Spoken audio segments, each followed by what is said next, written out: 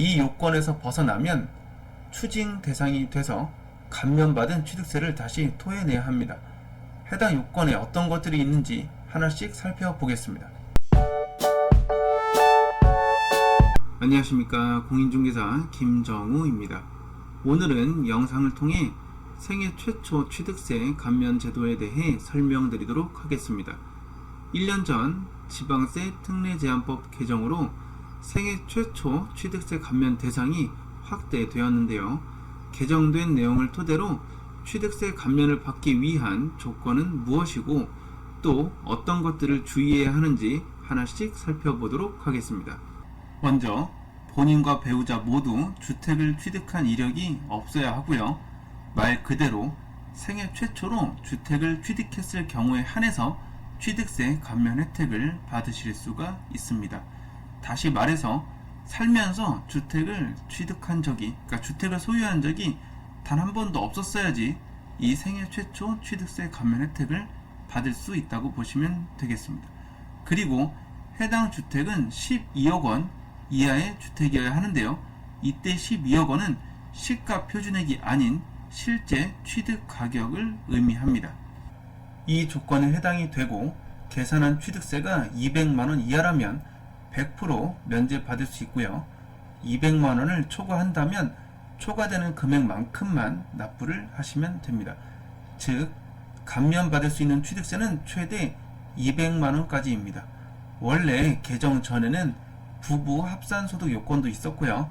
취득주택의 조건도 수도권 4억 원 이하, 비수도권 3억 원 이하로 감면받을 수 있는 대상이 상당히 제한적이었으나 이번 개정으로 부부 합산소득 요건도 없어졌고요. 취득주택의 조건도 12억 원 이하로 그 대상이 크게 확대되었다고 볼 수 있겠습니다. 그런데 이 제도에는 크게 한 가지 특징이 있습니다. 바로 한 번 감면받았다고 끝이 아니라 감면을 받은 이후에도 일정 요건을 갖추어야 한다는 것인데요. 이 요건에서 벗어나면 추징 대상이 돼서 감면받은 취득세를 다시 토해내야 합니다. 해당 요건에 어떤 것들이 있는지 하나씩 살펴보겠습니다. 먼저 해당 주택 취득일 3개월 이내에 전입신고를 하셔야 합니다. 그런데 만약 해당 주택에 이미 임차인이 있는 경우라면 바로 전입신고를 할 수 없기 때문에 이 경우에는 3개월 이내에 전입신고를 하지 못하더라도 추징 사유에 해당하지 않습니다. 이는 해당 임대차 기간이 1년 이내로 남아있는 경우에 적용되는 내용이므로 이미 임차인이 있는 주택을 취득하는 경우에는 해당 임대차 기간이 얼마나 남아있는지 꼭 확인하실 필요가 있겠습니다. 다음으로 주의해야 할 내용은 해당 주택을 취득한 후 3개월 이내에 또다시 주택을 추가로 취득해서는 안 된다는 점입니다. 이는 현실적으로 일어나기 어려운 상황이므로 여기까지 설명하고 이 부분은 넘어가도록 하겠습니다. 그리고 마지막 추징 사유, 사실 이 부분을 우리가 가장 주목해서 볼 필요가 있는데요.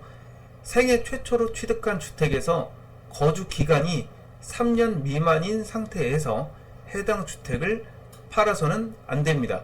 또한 같은 기간 내에 해당 주택을 임대를 주는 등 거주 용도 외로 사용하는 것도 안 된다는 점입니다. 저는 개인적으로 3년 이내에 매도해서는 안 된다라는 이 부분이 조금 의아한데요. 양도세 중과 기준도 2년이고 물론 유예가 되긴 했지만, 그리고 비과세 보유 요건도 전부 2년인데 왜 생애 최초 주택만 3년이라는 매도 금지 기간을 적용하고 있는지 궁금하긴 합니다. 그리고 제가 영상 초반에 생애 최초 취득세 감면을 받기 위해서는 본인과 배우자 모두 주택을 취득한 이력이 없어야 한다라고 설명을 해드렸는데요. 이러한 경우에는 주택을 취득한 이력이 없는 것으로 봐주겠다라고 예외를 두고 있습니다. 바로 이 경우입니다.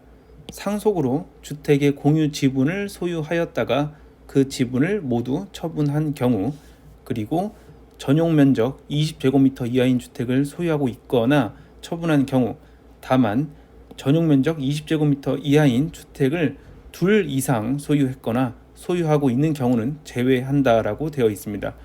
그리고 취득일 현재 산출한 시가 표준액이 100만원 이하인 주택을 소유하고 있거나 처분한 경우, 그리고 전세 사기 피해 주택을 소유하고 있거나 처분한 경우 이렇게 되어 있고요. 2번은 너무 길기 때문에 내용을 확인하고 싶으신 분들은 화면을 잠시 멈추시고 읽어주시고 확인해 주시면 될 것 같습니다.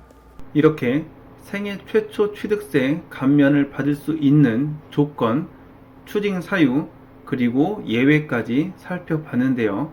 사실 여기서 중요한 건 감면 받을 수 있는 취득세는 최대 200만원까지라는 점입니다. 물론 200만원이 적은 돈은 아니지만 이 200만원을 감면받고 그걸 추징당하지 않기 위해 더 큰 기회비용을 희생해야 하는 건 아닌지 한 번쯤 생각해 보실 필요가 있습니다. 예를 들어서 내가 생애 최초 주택을 취득한 지 2년이 지난 시점이고 1주택으로서 비과세 요건을 충족한 상황이라고 가정을 해보겠습니다.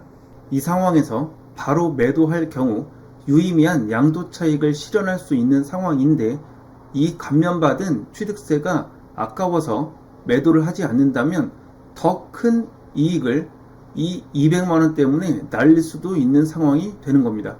따라서 생애 최초 취득세 감면을 이미 받았거나 이후에 받을 예정이신 분들이라면 추징 사유에 대해서 알고는 있되 나중에 어쩔 수 없이 추징 사유에 해당하게 되는 경우라면 어떤 게 더 유리하고 불리한지 잘 따져보시고 판단하실 필요가 있겠습니다. 이상으로 생애 최초 취득세 감면 제도에 대한 영상을 마치겠습니다. 시청해주셔서 감사합니다.